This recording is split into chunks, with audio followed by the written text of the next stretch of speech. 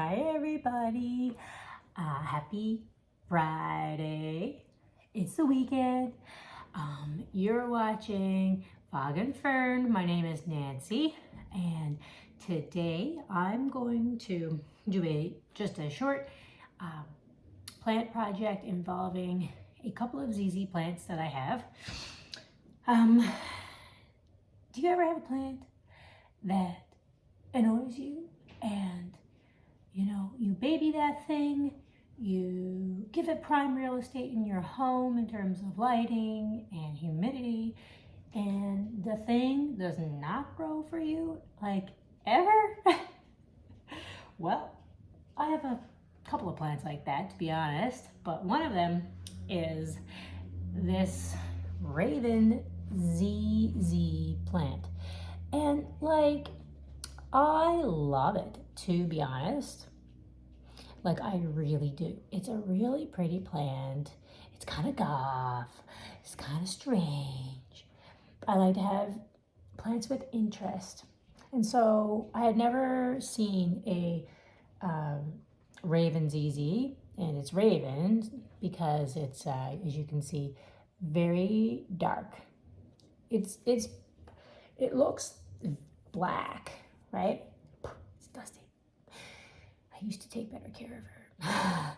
But anyway, yeah, and so when I saw this plant, I didn't know it existed. I got it last summer, or maybe it was actually spring, May, I think I got it. Anyway, I was out of my mind. I knew I had to have it, and I had a regular ZZ plant, which is right here, and I just wanted to get another, because my big ZZ, my regular green ZZ plant, really has done well for me. It's a slow grower to begin with, I find, but so I said, hey, I'll get another one. Just so gorgeous. It's so stunning. And the leaves are just so soft and smooth, like, just such a beautiful plant. But like I said, the thing has not grown for me, not one peck. Not one peck. Honest to God. So my idea, because I was going to get rid of it, I was thinking about it, but like it's just so pretty and I really love it. So I figured maybe some of the challenge that I'm having with this plant could be that it's in terracotta. Like I said in my last video, if you guys watched my 2021 March spring house plant tour, if you didn't watch it, it's pretty funny. I think that I'm having trouble with a lot of plants in terracotta. I just don't have luck. My succulents, my cactus, they do fine for the most part, but I don't know. I have not had the greatest luck with terracotta. Terracotta is clay. It dries out your soil quicker. I tend to be, like I said, a little bit of an underwaterer, and maybe that combination just doesn't work for me. But anyway, it's kind of sad because I do like terracotta. I like tactile things. Terracotta feels beautiful. It looks beautiful. I absolutely love the color. As you can tell, my shirt I think it actually is called terracotta, the color. But my house is pretty neutral toned, and I adore various shades of brown. And anyway, so it's kind of a bummer, but you know what, if I want to have the look of terracotta that badly, what I can do is I can put this puppy or any plant in plastic, a nursery pot, and then put it in a terracotta pot if I really want to put more terracotta in my home. Right now I do have a lot. It's a little bit unbalanced, so I'm trying to hit two birds with one stone, right? That's how you say it. And get rid of some terracotta because it doesn't work for me with my plants, and because I need to just balance out my decor. So anyway, I'm going to take this plant and I'm going to put it in with its friend, the better growing ZZ plant. This one is in a pot, a plastic pot. I think I got this one at Home Hardware here in Bay Roberts, actually. So it's a great pot. Haven't found any issues. So without further ado, let me shake this guy out. So I've got my trusty cake pan. This came from a ice cream cake that I had one time, and I just saved the top because I figured, hey, that's a great way to upcycle and have a tool for my plants. Anyway, so I'm here doing this. So what are you guys have an annoying plant that just doesn't grow for you? Share in the comments below. I'd love to hear about, and know that I'm not the only one that has issues with this plant. Ooh-wee. That's a lot of dust. Okay, so here, oh yes, the roots are definitely pretty. Here's roots. Oh God, that's dusty. I'll probably sneeze in this video, so excuse me in advance. This plant is a tuber plant. So, for everybody in Newfoundland that grows veggies and stuff like that, or had parents that grew veggies, tubers, are on potatoes and a lot of root vegetables, your bulbs, like you plant in the spring and the fall, and, they're all tuber systems. So for houseplants, the thing you got to watch with a tuber plant is watching out for overwatering, because this plant stores so much water, like plants with tubers, they store so much water. Here we go. Wow. It's not a fog and firm video unless I'm drinking something, right?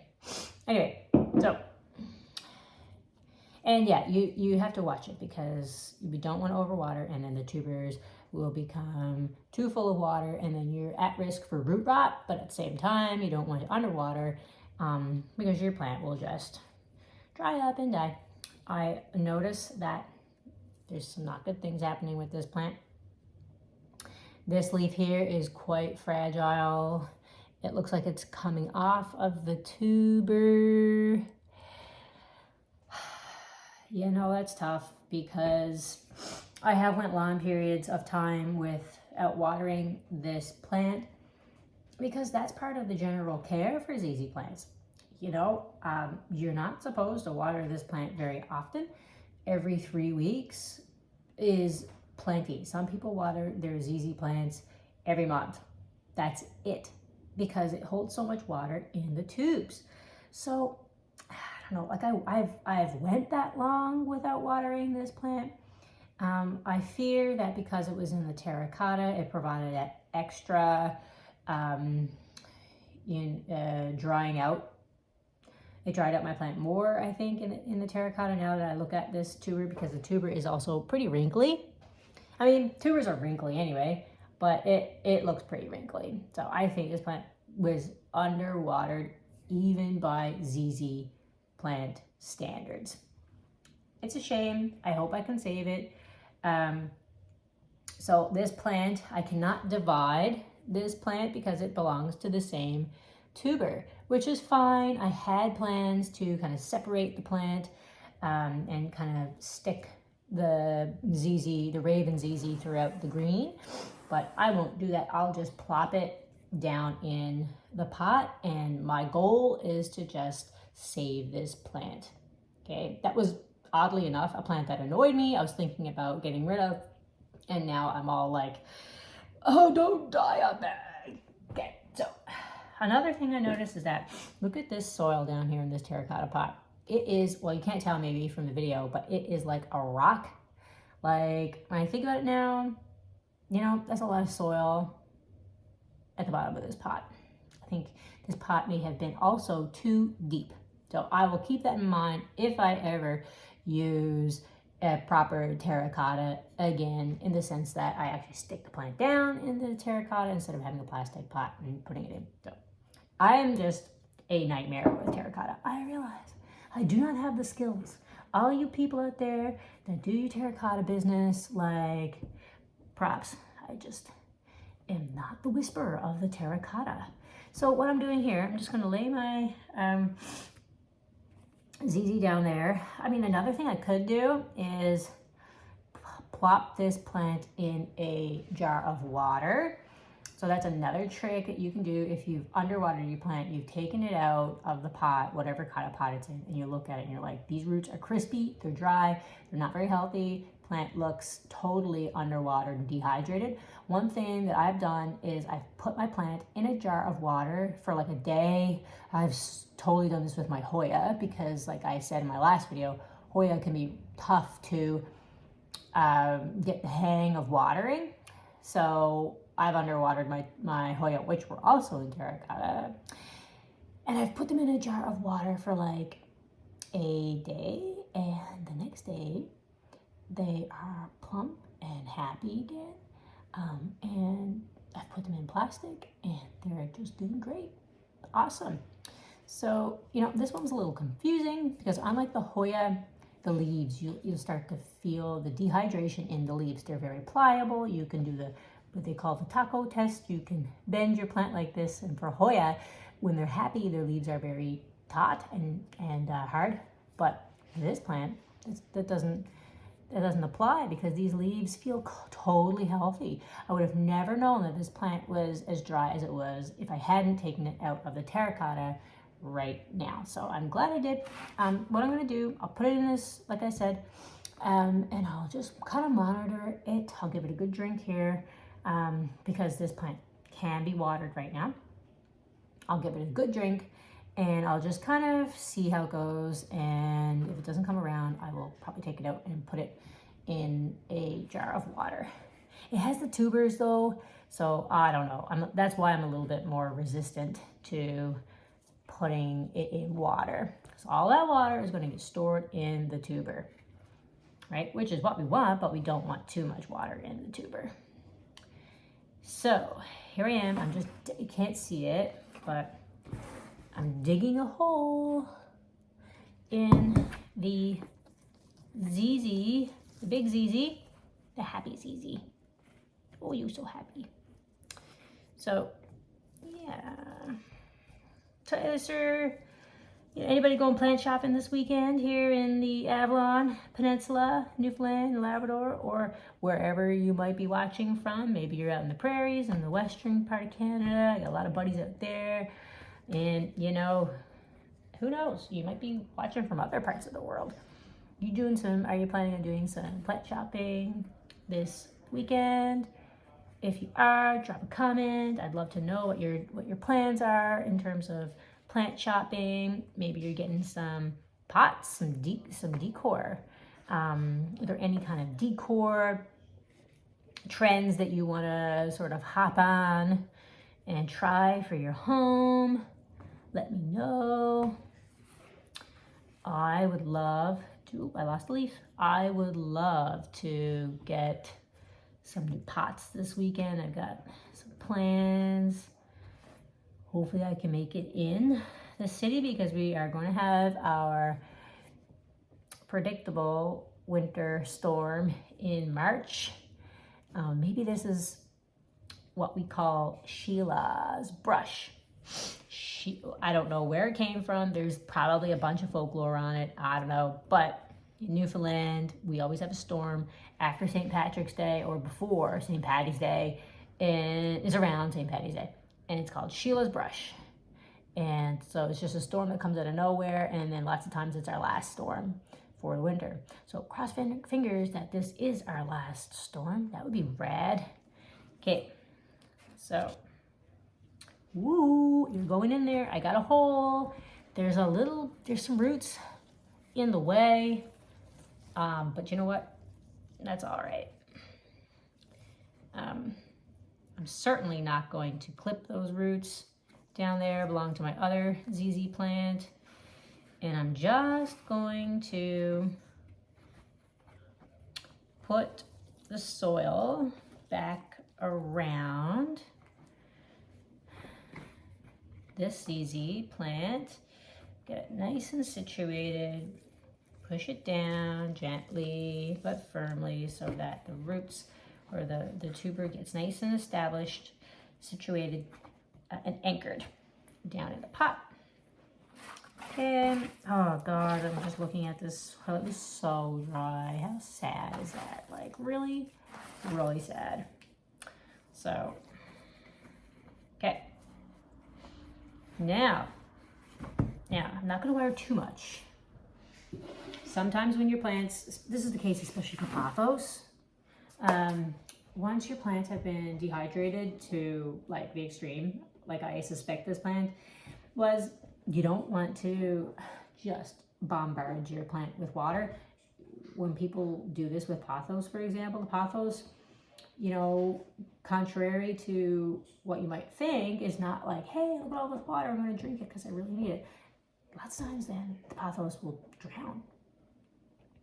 I don't know why. I guess it's too much for the plant to go from very dry to extremely wet just instantaneously. So I'm just going to just give it a nice bit of water here, just a little drink, nothing crazy.